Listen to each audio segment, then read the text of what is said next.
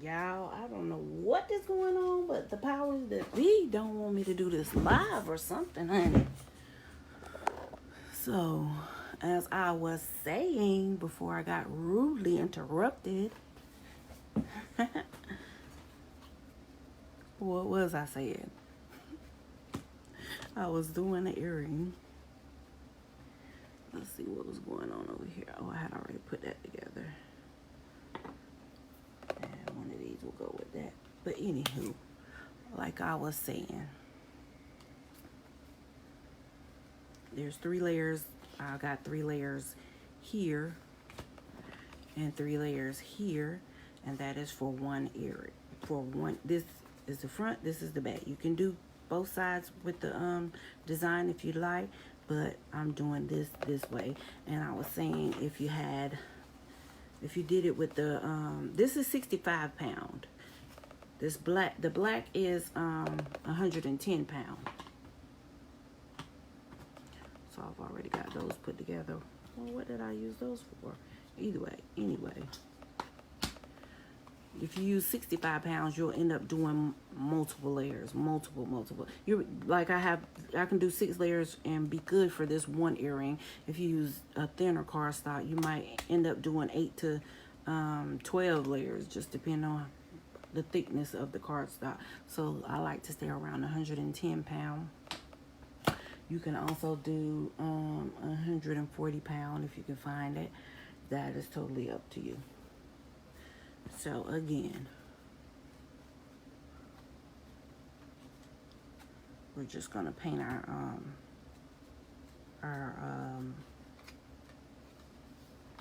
layers together.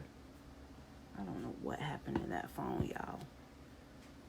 It just completely went out.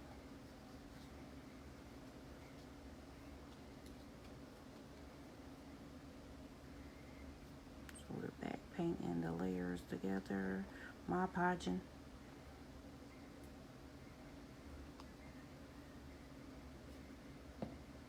If it goes out again, I'll try to come back.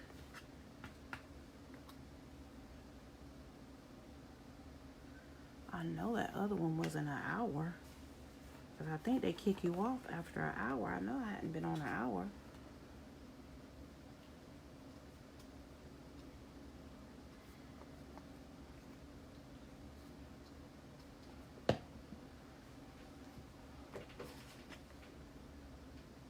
I don't worry about that tape. If you see that tape on there from when I had it stuck to the mat, taped it to the mat to cut well, I don't worry about it. So that's done. I already got one here.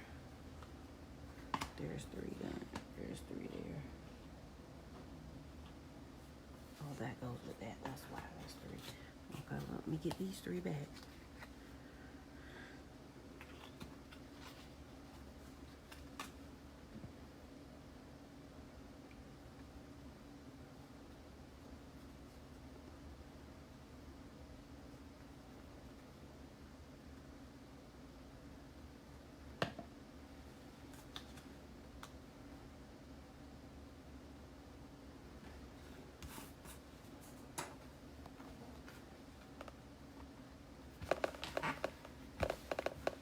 Okay, pretty much the same thing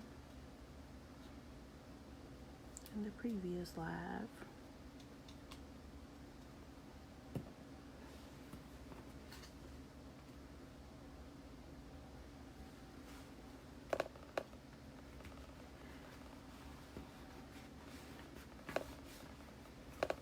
Okay, so I have that and I have that. That side is for this, the other side is for that.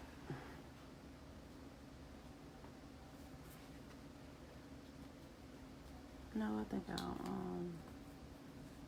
do the Virgo one. Let's do Virgo.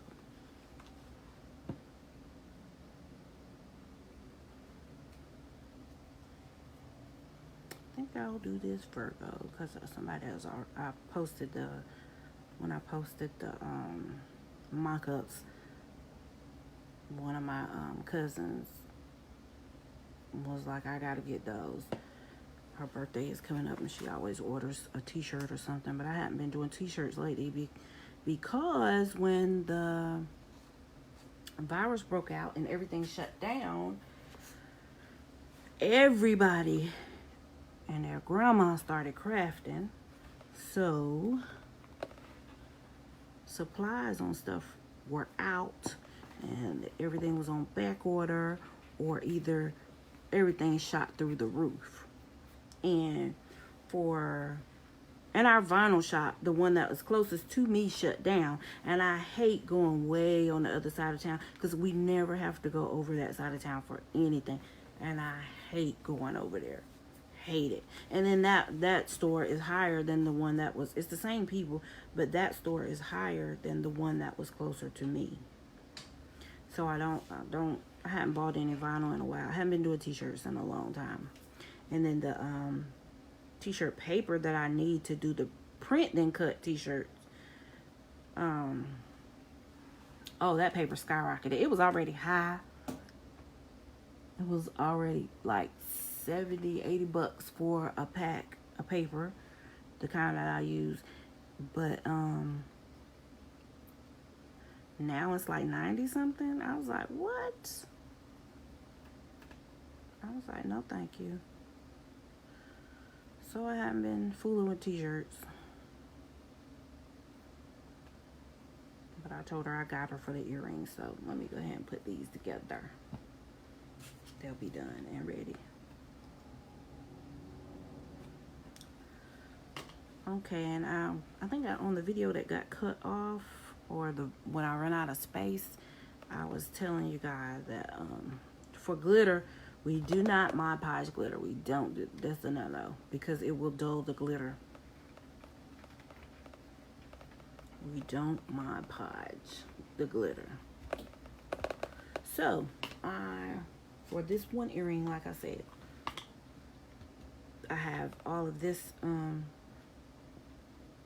I would go ahead and paint this with paint it with Mod Podge, and then let it dry, and then I would glue it to painter's tape. And then, like, these lay pretty flat, so I'm not doing any resin for these. So I would lay these on a regular newspaper or a sheet of paper. I even have a clock box from where I was doing clocks. And I would spray these after the Mod Podge dry. But I wouldn't Mod Podge this, just Mod Podge this, and spray both of them after these dry with Mod Podge.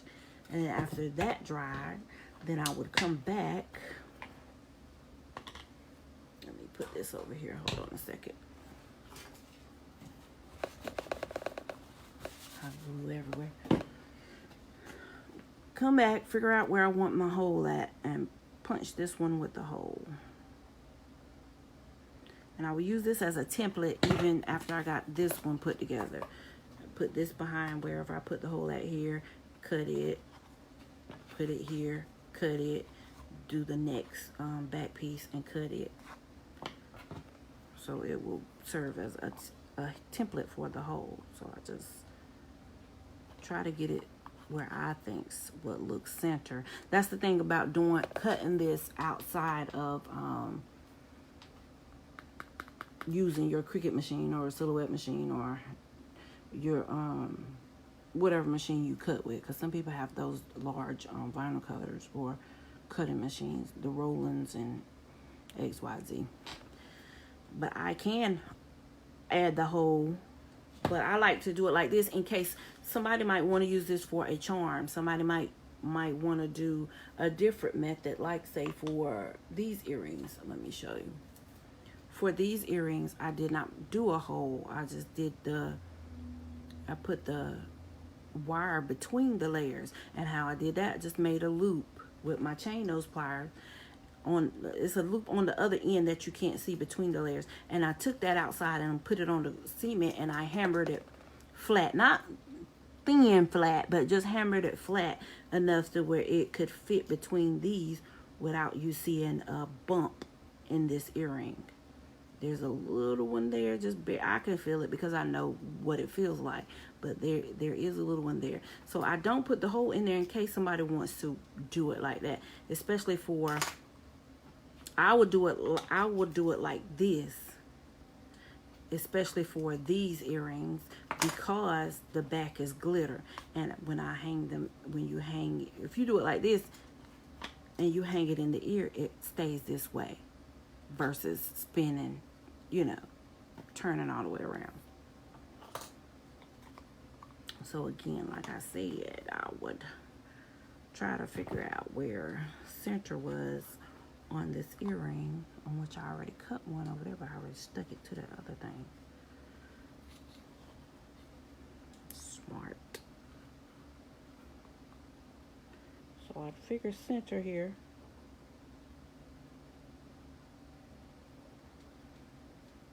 And I'd say that's about there. And cut.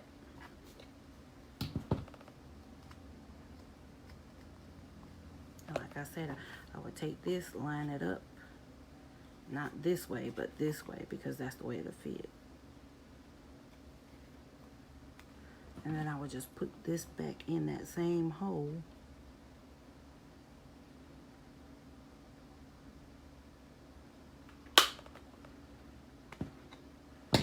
And cut. And then after I got this earring all put together, I would do the same thing for that. Just line that up with this one. And you could do that by putting the girls together like so, and then coming through and cutting there.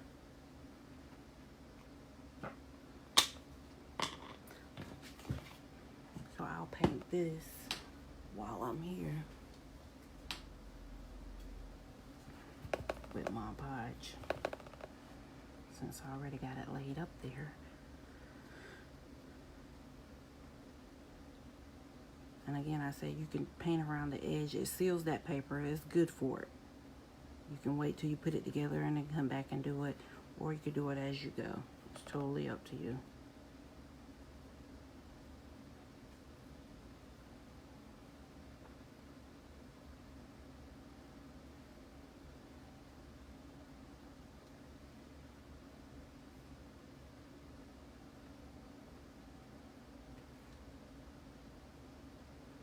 And I was saying that if you don't like the streaks, because there will be some streaking, because I mean it's glue and you're painting, you're using an uneven paint method. So if you don't like the streaks, you thin the glue and do it layer by layer. It'll be like watery, but it'll go layer by layer, and it creates less streaks.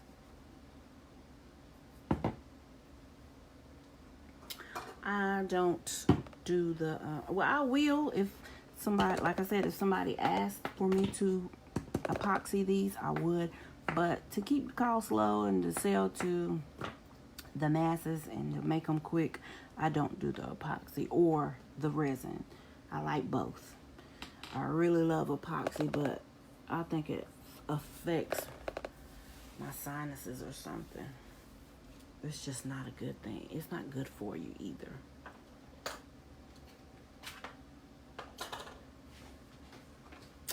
So I hope this live is very helpful and informing for those wanting to get started with the print then cut. Let's see, that's already dry, and you could pretty much, if I had the back on, you slap that together and wear that like that. Before I started spraying them with the Rust-Oleum, I made all my earrings like this and did not put anything over this, and they were fine as long as you didn't store them on top of each other, because when this my podge gets moist or it gets hot, it will re-tack and it will stick to anything. So that's why I started sealing with this lacquer, because once you seal it, it's good to go. You can lay them on top of each other or whatever. So Keep that in mind. If you're just making something quick for yourself or you take care of your stuff, you could just do it like this and hang them separately and make sure they don't get too hot or wet. If you leave these in a car and you don't seal this and come back and they're on top of each other or on top of something in that car, well, too bad, because it's ruined. Trust me, I wouldn't tell you nothing wrong on purpose. All right, I hope this helps, guys. Bye.